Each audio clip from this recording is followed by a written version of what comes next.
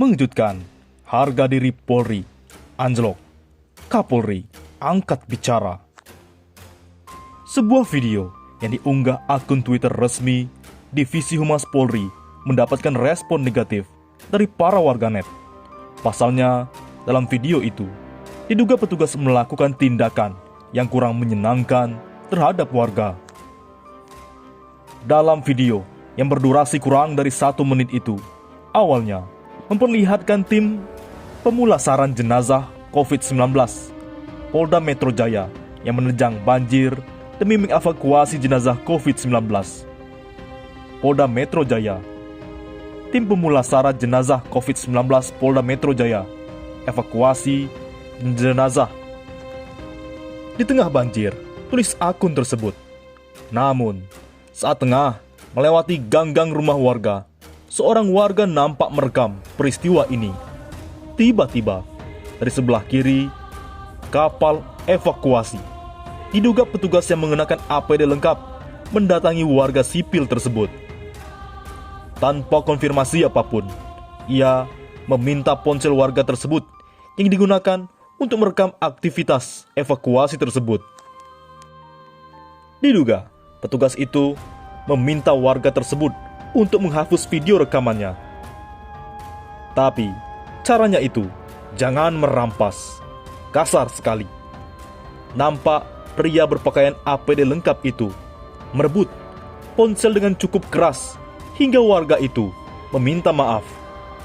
Ya maaf pak, ucapnya.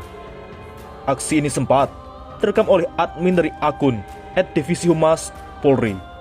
Meski admin beberapa detik mengalihkan fokus rekaman, tidak lama setelah diunggah, ratusan netizen mengkritisi sikap dari petugas itu. Apa alasan tidak boleh divideokan? Mereka video dari area private, rumah sendiri.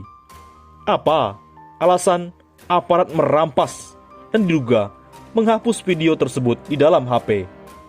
Terus, kenapa yang depan tidak pakai APD? Tanya salah seorang netizen.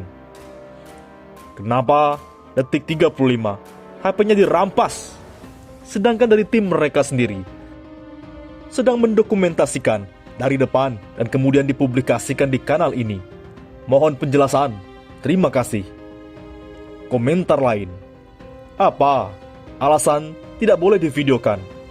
Mereka video dari area privat, rumah mereka sendiri. Apa alasannya merampas dan diduga menghapus video dalam HP itu? Terus kenapa yang depan tidak pakai APD? Suatu prestasi luar biasa, merampas, mengancam, dan mengintimidasi seenaknya. Yang lucunya peristiwa itu sedang didokumentasikan juga sama humas. Bedanya apa, cuk? Hahaha, niatnya udah tidak baik sih. Mau pencintanya semua. Kata netizen lain, pengen deh jadi masnya, biar bisa rampas HP warga sipil begitu. Pengen banget. Sindir akun SSVR. Kapolri harus tegas. Masih ditunggu janjinya. Tentang kasus kilometer 50 dan Ustadz Maher. Ustadz Maher Atwalibi atau Sony Eranata telah meninggal. Namun, keluarga almarhum belum bisa melupakan kejadian beberapa hari sebelum Ustadz Maher menghembuskan nafas terakhir. Jamal, adik ipar almarhum Ustadz Maher, mengatakan dirinya bersama kakaknya, Iklima Ayu, atau istri Ustadz Maher sengaja mengunjungi almarhum. Iklima rupanya mereka tidak tenang sehingga ingin melihat kondisi suaminya itu di rutan. Dan benar saja, kondisi Ustadz Maher makin menurun, badannya makin kurus dan tidak berdaya. Waktu itu, saya dan kakak Iklima menunggu di lantai 15 Bareskrim. Ustadz Maher ditahan di basement B2, kata Jamal di akun YouTube Religi One, Jumat 19 Februari.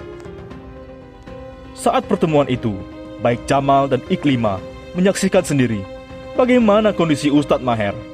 Jamal didampingi pengacara setempat berinisiatif berbicara dengan seorang penyidik untuk memberikan kesempatan bagi keluarga membawa Ustadz Maher ke RS Umi Bogor. Kenapa memilih rumah sakit Umi Bogor? Menurut Jamal, sejak divonis kena TB usus, Ustadz Maher dirawat di sana.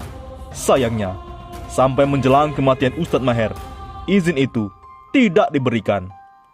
Jamal melanjutkan, setelah berbicara dengan Ustadz Maher, dia dan Iklima kemudian memapak almarhum ke sel tahanan.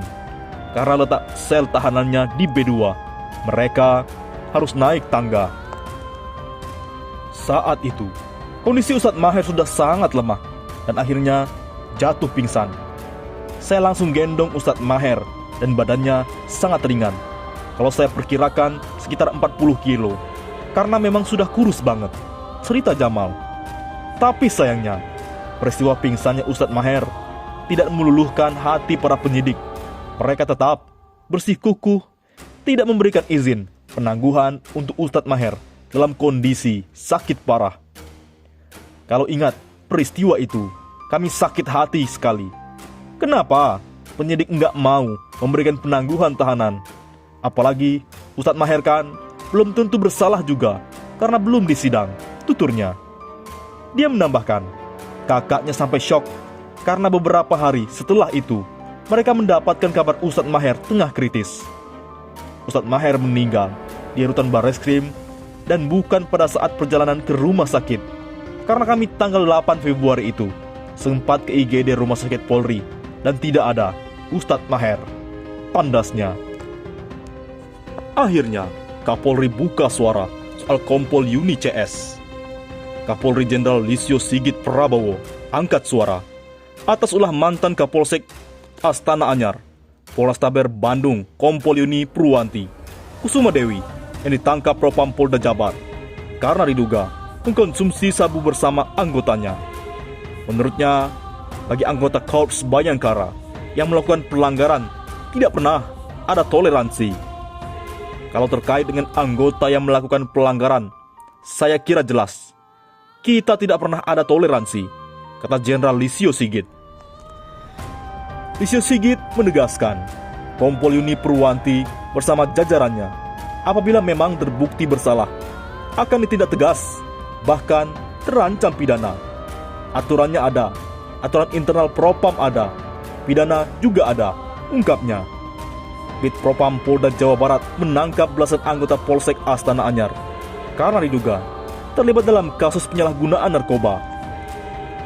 Oleh karenanya, ditunggu Kapolri baru menepati janji usut tuntas kasus kilometer 50 dan menaikkan lagi pamor kepolisian agar tidak anjlok di mata netizen.